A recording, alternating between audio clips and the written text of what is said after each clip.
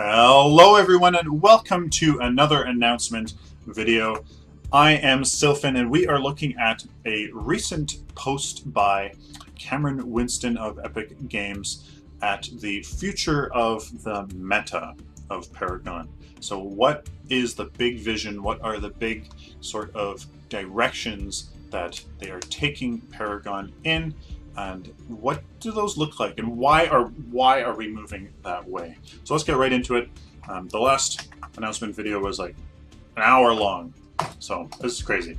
Okay, so committing to change the future of our meta. They talk a bit about blah blah blah blah blah, why they are doing this, and basically it comes down to this: commitment. Not commitment on Epic Games' part, but commitment on the player's part when you are in a game.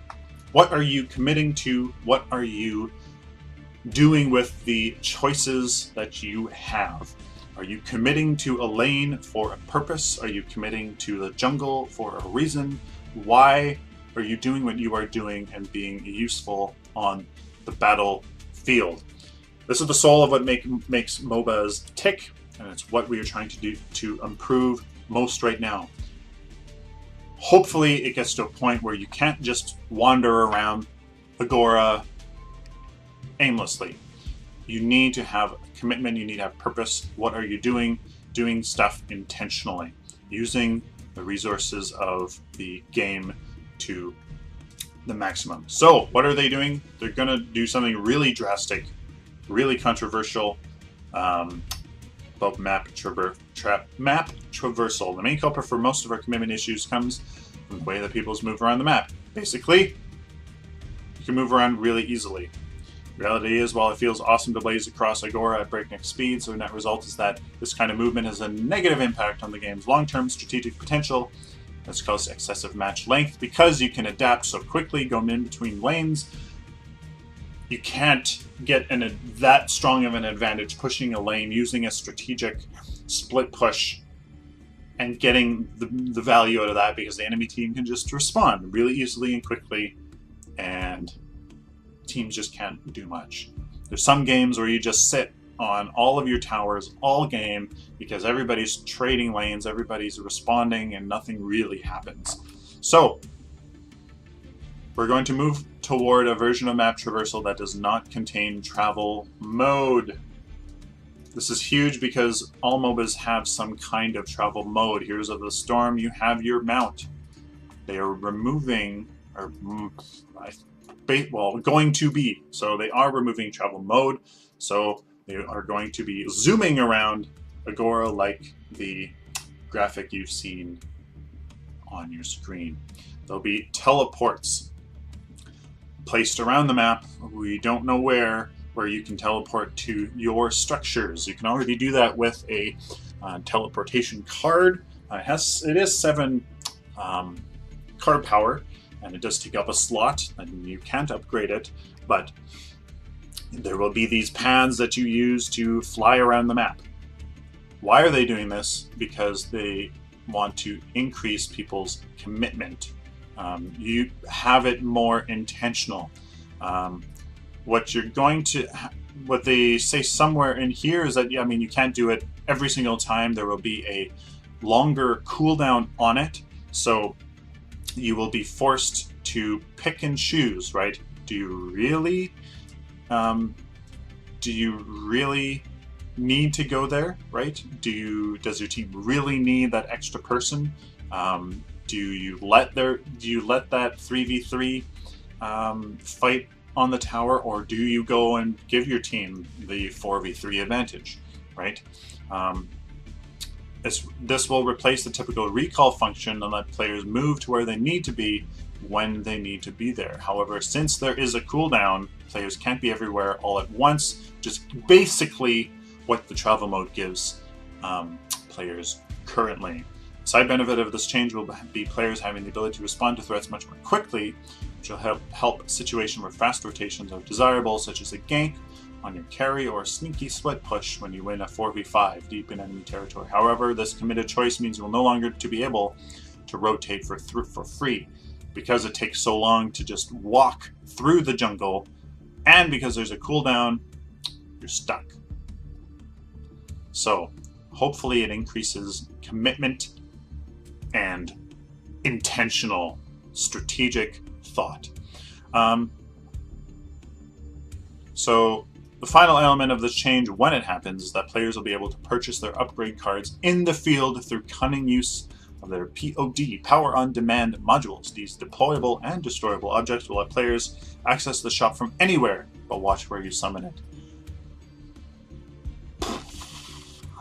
Cool, awesome, if it's done right. Could be a cool mechanic, cool little mini objectives, right? There's other games that do that kind of stuff. Really cool. We're gonna have to see. Now the thing I'm probably the most excited, the frickin' Death Ball. We've noticed, as I'm sure you have, the rotating bands 5v5 that have played Agora's Gentle Forests, blah blah blah. They're doing stuff to eliminate it. So, the issues have been, card power has been given 100% to everybody that was nearby. You get 100%. There's no... the Death Ball can just go from lane to lane and get 100% experience for everybody. Yip-de-doo. Fantastic. Also, I mean, if you have a hero that's better at split pushing and building an economy, your whole team could just do that, so why would you do that by yourself and get caught up? So we're going to change how card power sharing works. So the last hitter always gets 100%, and the other people close by also get 100%, but they share it. So, I mean, take a look only at the assisters. There's 100% amongst everybody who is close by. So if there's only one close by, there's 2 total players, there's 100%. If there's 2 people close by, they share it, they each getting 50. 3 people, 33%, a third, and 4 each get a quarter. So there's a diminishing return to having people help you kill lanes, kill the enemy lanes. What's most efficient? 1 person per lane, with one lane having 3, or actually, I guess 2 in one lane, 2 in another, 1 in the other. But I mean, you're gonna want 1 person getting a jungle, just to clear that. So lane minions will now give 100% of their CP to last hitter, and the additional 100 card power will be divided amongst all other people close by. So if you're a 3rd person going into a 2-person lane, know that you are getting a reduced value. You are probably more valuable elsewhere. Okay, just know that. Part of this change, we will adjust how minions meet and fight in lanes. Simply removing travel mode would mean you'd be likely to lose a tower anytime you rotate due to our fast minion movement speeds. Players need the opportunity to rotate to make a play without fear of minions destroying a full health tower. So, they're changing the lanes completely, reducing the number of minions in lanes to 4 and slowing their movement speed throughout the game. This aids in lane control, last hitting, and reduces the chance of getting stuck inside a minion wave. So there's less minions. Some have less health, some have more, some do more damage, all that kind of stuff. It's going to help.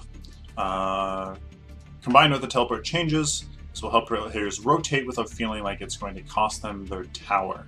So the lanes are going to be a little bit more substantial and a little bit less volatile, and going back and forth and being like, oh, that one lane is pushing a little bit. We got to get over there soon because it's going to destroy our tower. So it makes that a little less volatile. Finally, jungle kills now award 100% of the card power to last hitter, none to the assisters. Don't assist your jungler. You're gonna split the character experience. So instead of getting the full 200, 100, you get half of it. And I mean, you're not even getting card power. Don't assist your junglers. Let them be alone and get the full value from the jungle. Match length I mean, I'm used to play Heroes of the Storm where it's 20 minutes. This whole 50 minute business is absolutely crazy to me. I wish it was a little bit shorter, maybe 30, 35. So what they're doing is a few things. Super minion waves will now be a regular wave plus just one super minion. So there won't be quite as effective. So you'll have to support them as well. They can't. It's not just an automatic. Go to the core and it slowly whittles it down and you kill it. Also the changing how the orb prime works. I mean, you can. I mean, just like now, you can kill it, take it to the drop-off point, and you get everybody gets their prime card activated, or you could take the orb to a friendly team's capture point and respawn all downed inhibitors immediately. So if there's like a steamroll and the enemy team really just knocks out all your towers really quickly, or just your inhibitors are down, you can respawn them, which is really cool change. Also, you can hold on to the orb as the carrier because the orb now activates the carrier's prime card, giving you an advantage over the enemy in a team fight. So if you're 4v5, maybe that bonus will be enough to tip the 4v5 in your favor. I'm not sure, but especially in a 5v5, you will have the advantage, or even stack that advantage in a 5v4. The next thing is vision. So harvesters provide no vision whatsoever. They don't give you any audio cues that they're being attacked until they run out of amber. So when an enemy attacks your harvester, they will now steal 100% of the amber per hit. So yeah, hitting an enemy harvester now steals 100% of the card power value instead of the lower percentage previously returned. So previously, when you hit it, you get a very small amount. Now, when you hit it, you'll get a very large amount. But the harvester will be silent and cause no damage or any under attack message while there's still amber inside it. Once empty, the harvester will begin taking damage as normal and also alert the team that it's being attacked. So when you now hear that a harvester is under attack, you know that A, there's no amber inside of it, and B, it's being attacked. But it doesn't provide vision, doesn't let you know how many characters are attacking it, or anything really. So there are the really big changes. Okay. Is there anything else with the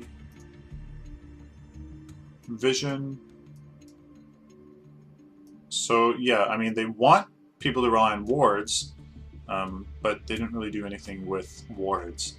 So I don't think that harvester changes enough, but we'll see. So the vision, the match length with the orb prime, and the lane changes, the card power changes is absolutely huge. That's the biggest one. And the map, well, maybe, I mean, no, probably the map travel is going to be even bigger. So there you guys have it. What do you guys think? Is this going to completely change the game? Really?